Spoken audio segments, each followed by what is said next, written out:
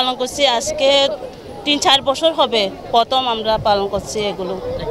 হ্যাঁ, টেরটামতে আগে এগুলো আমরা জানি না, এখন জানছি। আগে আগে আছে এরকম, কিন্তু আমরা আগে থেকে করি নাই। আগে মানে মনে হয় 2-3 বছর হবে এখন করছি আমরা।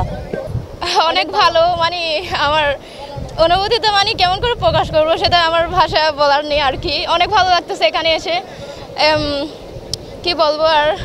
সমুদ্রে এখানে আমি তো এগুলোর নাম জানি না, তবে এটা জবা ফুল, আর এগুলোর নাম জানি না আমি।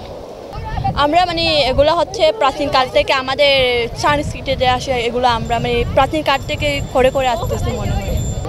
পুরাতন বর্ষকে বিদায় দিয়ে নতুন বর্ষকে স্বাগত জানিয়ে আমাদের মানে এই অনুষ্ঠানটা পালন করা হয়।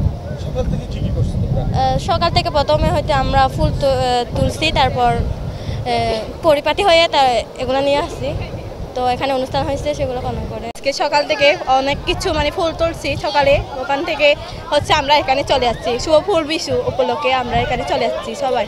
তো সবাইকে ধন্যবাদ এবং শুভ পহেলা বৈশাখ সবাইকে।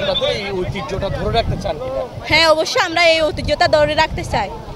মানে এটা আপনাদের পরের প্রজন্ম, আপনাদের পরে হ্যাঁ, সবাই থাকবে এটা। কত বছর ধরে আপনার জন্মের আগে আদিম কাল থেকে আমরা এই ঐতিহ্যটা আমরা সবসময় পালন করে আসছি।